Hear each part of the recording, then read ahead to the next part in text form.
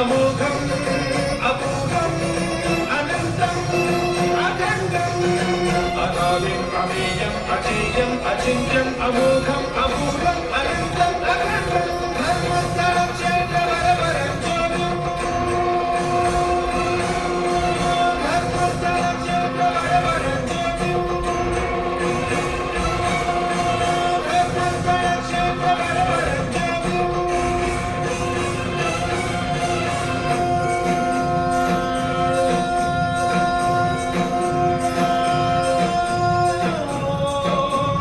सोमाय च सौम्याय च भव्याय च भाग्याय च शान्ताय च शौर्याय च योगाय च भोगाय च कालाय च कान्ताय च रम्याय च गम्याय च ईशाय च श्रीशाय च शर्वाय च सर्वाय च